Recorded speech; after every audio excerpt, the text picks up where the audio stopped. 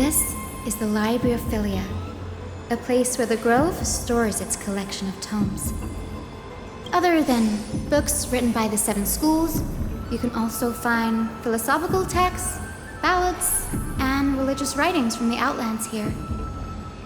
Cities that desire to learn from the Grove were apparently expected to contribute knowledge of equal value to what they saw. We've had more than our fair share of hilarious episodes over the years. For instance, it's said that the Erythrocheramists once borrowed a manuscript from a certain author, but ended up returning a copy instead of the original. What's more, the original manuscript was supposedly then hidden here. That doesn't seem like a nice thing to do. Nice? No need to hold yourself back, Danny. You can just tell it like it is. Their behavior was no different from bandits. Well, if you don't mind, did the Grove ever rob Castrum Kremnos? Whew, you've got me there. Some said you couldn't even find a dictionary in Castrum Kremnos, so I guess they were spared. There are too many books in the laboratoire. Flipping through them all will take too long. Why don't we use the biblioslate to search for the texts we need? We can bring them back to Akama for reading after that. Agreed. This place isn't safe. We should leave as soon as we're done. There are still several more scrolls strewn all over the place. I'll gather them while you pull up those texts. This way, nothing will be overlooked.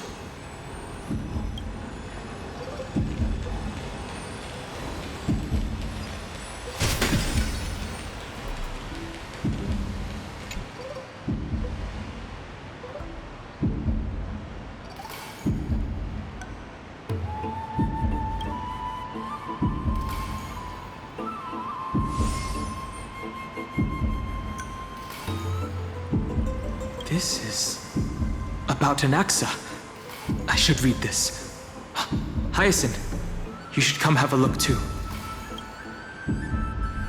Ugh, it's so dusty in here. Whoa, are these all complaints about him? I can already see what they must have written. Anaxa has no respect for the gods. His very existence undermines order in our society. They're probably all things like that. Does Anaxa hold that much influence? Why else would they call him the Great Performer? When Anaxa established his school of thought, the first thing he apparently did was read his own work to everyone. Are the Titans truly an accurate reflection of what humans think gods should be? Worlds created by gods are indubitably perfect, but what of Amphorius? Only foolishness and insensitivity everywhere you turn. An uncanny impersonation. What happened after? They marched him straight to the seat of judgment before he could finish. Though what he took on in the end was more of a debate than an actual trial. He had to address every one of the scholar's allegations, or face expulsion from the Grove. The first allegation was... Do you agree that since the Titans created the heavens and earth, so the mountains, rivers, and seas must likewise be their creations? Am I supposed to put myself in Anaxa's shoes and answer that? Based on the history of the Flame Chase journey, humans have the potential to take over the divinity of Titans. Anaxa said the same thing then. Needless to say, his critics didn't take kindly to his answer, so they followed up with a second allegation. You claim to be studying souls, yet you are, in fact, defiling them and committing acts condemned by the gods. Do you admit it? That's a serious allegation. Did he really do that? Anaxa always wears an eye patch, never removing it, even when alone. Some say he used one of his eyes as an alchemical ingredient. Every being in the world owes their safekeeping to Kithali. And this is even more so for the Chrysos heirs who have divine blood coursing through them. If he has really done something of that nature, then it'd indeed be sacrilegious. Thankfully, they had no way to prove it, so it amounted to nothing more than an allegation in the end. One by one, Anaxa engaged in wars of words against those who would challenge him. Toward the end, a scholar asked him, "Anaxagoras, have you any respect for the gods?" It was only after a brief silence that he answered, "I have never denied that titans are meant to be noble constructs." Oh, what he didn't say, that the Titans are not noble, rings louder in this case. Yes, I'm not sure how that controversy was eventually resolved. But what's for certain, at least, is that Anaxa was allowed to stay in the grove where he continued his research, despite being regarded as a heretic. By the way, this stack of complaint letters has reminded me of a place in the grove.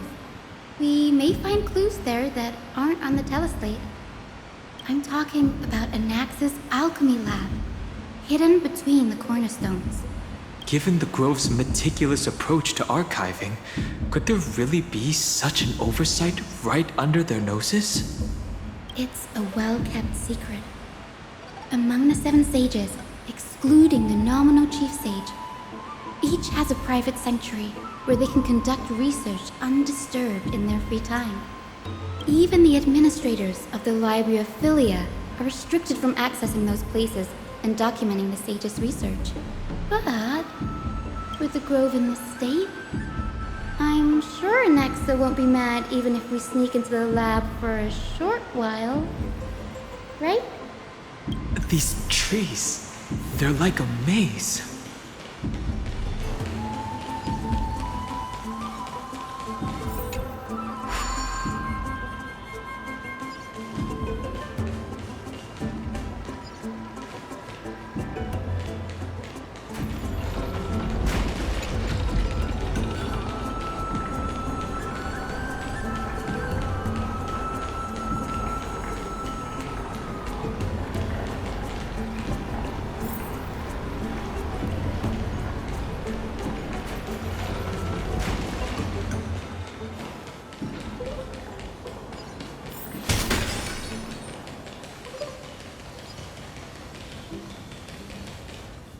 This is the place, but where is everything?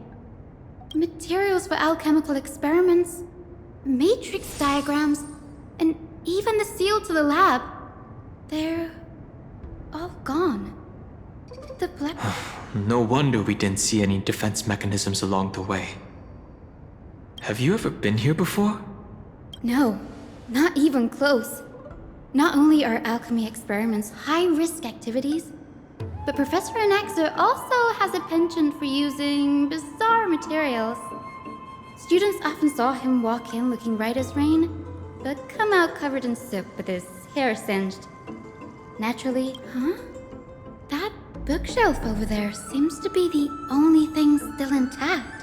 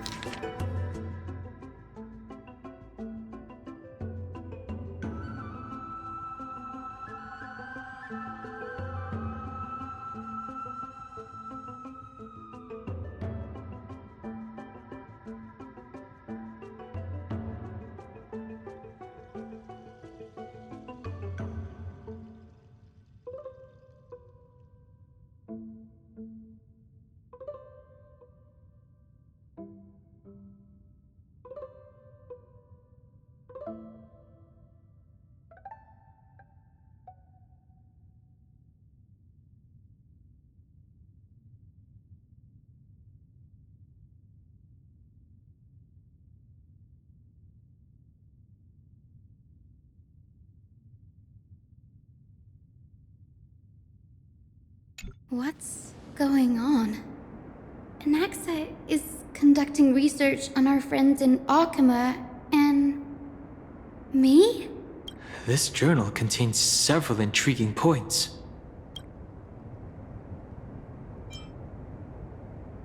Anaxa seems to hold special interest in the divinity coursing through the Chrysos Heir's veins, and has even conducted a thorough investigation into the hero's backgrounds. It wouldn't have been so strange if he had focused only on Cassie, given her own curiosity about her origins. Plus, considering that the new Sporists have crafted omnipotent medicines capable of curing diseases, it also makes sense that he would conduct research on immortal Chrysos heirs.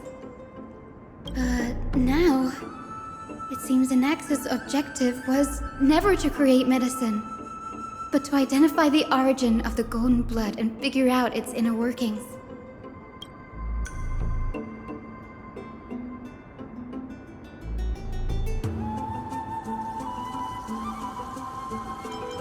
Through alchemy, Anaxa aims to refine the golden blood in the Chrysos heirs to a degree of purity equal to divinity. This must be what he means by close to true purity. But treating both Titan creations and the human body as materials to be used in alchemy experiments? That's... Danny, look at this. I have a bad feeling about this.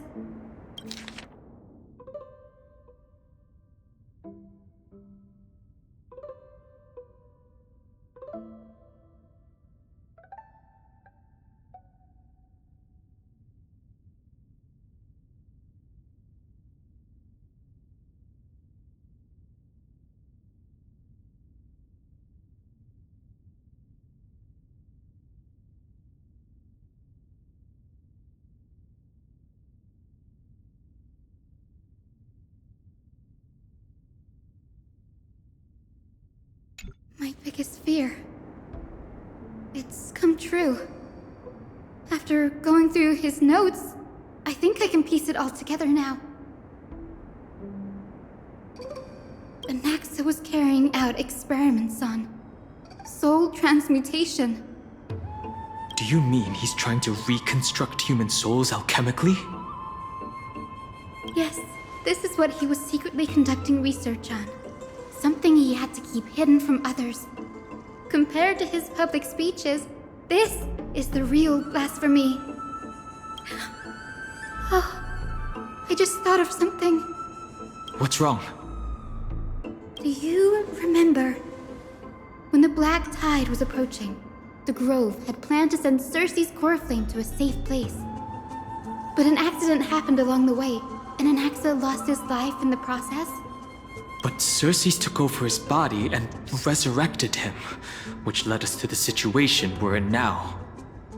That's right. But what if Professor Anaxa's fusion with the core flame of reason wasn't an accident? What do you mean? Put yourself in his shoes. Knowing that the Black Tide was closing in and your time was running out, what would you have done? I'd put my theories to the test, no matter the cost. Exactly. When the Black Tide came, the true reason Anaxa headed to the Luminary Throne was to transmute and fuse himself with the Titan's core flame. Did he succeed? No. Judging from how he reacted after the event, the results came as a surprise. Maybe he failed to consider the possibility that Circe would make a similar decision. The manuscripts detailing all the alchemical formulae have been taken away. Could he have taken them for other purposes? Like, what? There's only one Titan left in the world now. No. No way. To conceive an entity of perfection, one must first understand the principles of creation. If Anaxa is in Alchema now, then that means... He's after Kephalli! Sir, this sky above us, it's not real, is it? Of course not. This is just an image from a projection device used for educational purposes. A simple trick. The day-night cycle has been lost to this world. So that students like you may still learn about the night sky, astronomers have harnessed the Titan's miraculous power to manipulate the light, projecting the nights of the past here for you. Much like how the sky above the Holy City is also illuminated by Kefali's dawn device. So, the skies of Akama are fake too. You mustn't conclude that, Anaxa. You should know that only a child would expose a trick and be proud of it. Often people know more than they let on. They simply choose to feign ignorance because they have no other choice. Then they're just deluding themselves. People believe in Kefali's tale of Genesis, accepting wholesale whatever the priests preach. But we're different. We've already walked out of the firelit cave of ignorance. We have already realized that we live in a world where Titans make the rules. Even when we look at the sky, we're only seeing what they allow us to see.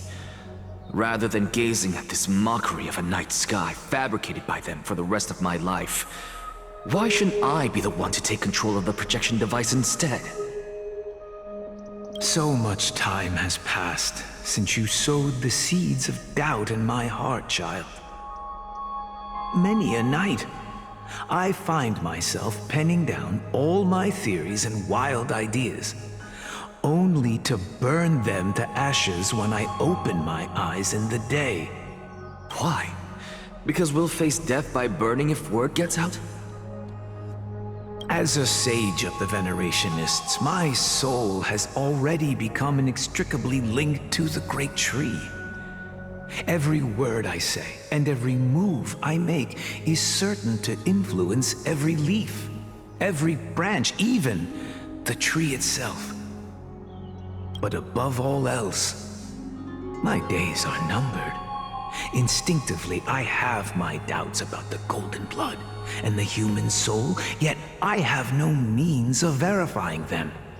The golden blood in my veins is woefully thin, and I am loath to waste what little time I have left obsessing over a hypothesis that cannot even be proven in the first place. But I can, sir. I can do it for us. The time is right. Give me all that I need, and I shall accomplish this grand feat on your behalf. You're right. I shall do just that. In the next meeting of the sages, I will spare no efforts fighting for the rights you deserve. Go. Establish your own school of thought. Find out what we are. Become the one who conquers the ultimate truths of the world.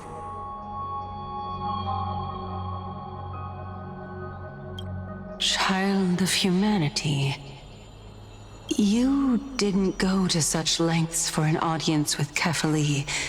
Just ask him a few questions, did you? So, you figured it out. If I were as foolish as a Dromus, perhaps I'd throw myself down and prostrate before their greatness, begging for the gods' prophetic wisdom.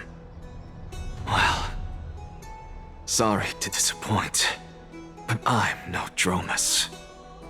Alas, I am a human, standing tall on 2 feet, possessing both intellect and pride.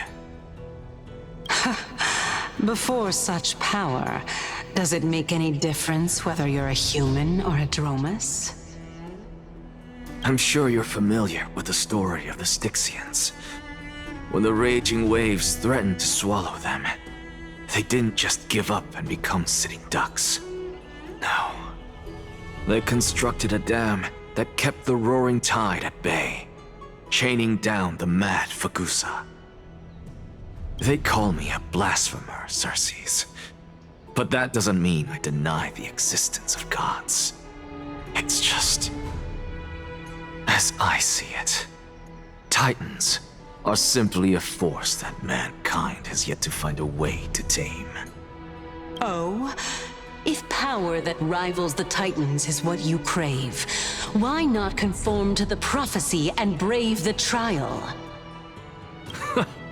Why stop at harnessing the power of the Titans when I can do so much more?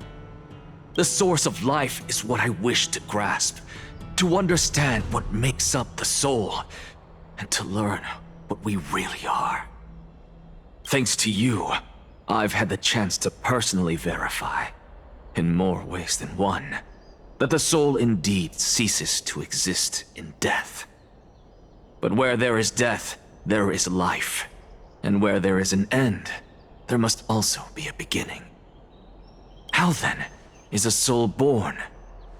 That was the only unknown variable left in my calculations. And by the sound of it, you have already formed a conjecture. No, I have already drawn a conclusion. In my journey unto death just now, I finally saw the answer with my own eyes. Professor Anaxa. I'm here. His life hangs by a thread. I must ask you to refrain from taking any unnecessary steps. Of course. I'll bring this to a conclusive end, and give you the answer you so desire. However, in accordance with the principle of equivalent exchange, I must also demand from you what I need. As you wish. Don't you care to know what the price might be? It's a matter of uncovering the truth about the Death Titan and his survival. This may be the only time I can ever save someone's life. There is no need for me to think twice. I see.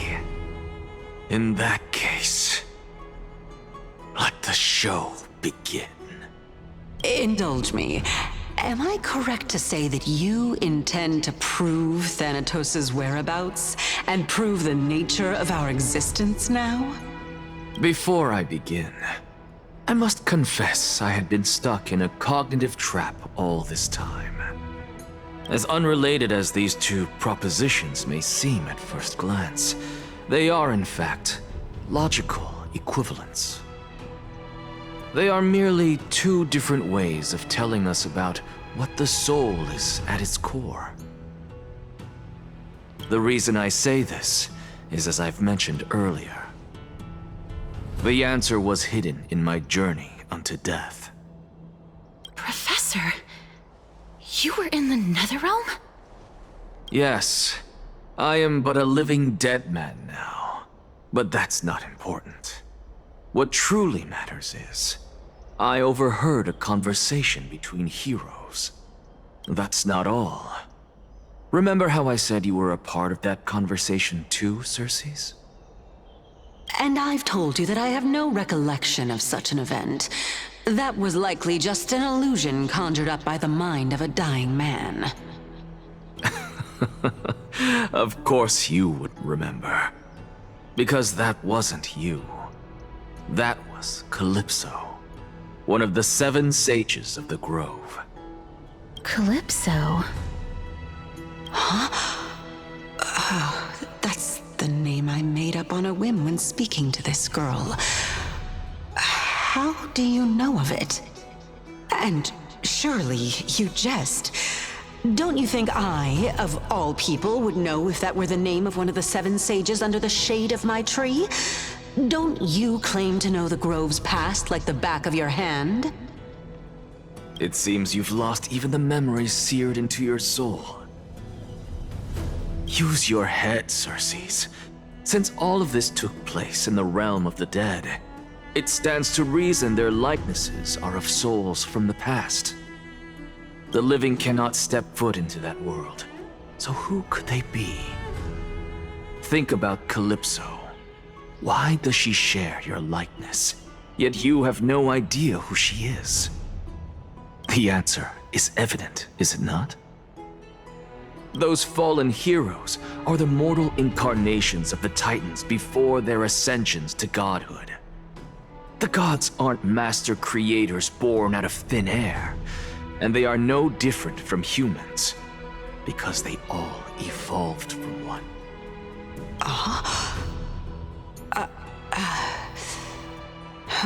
Does this answer disappoint you?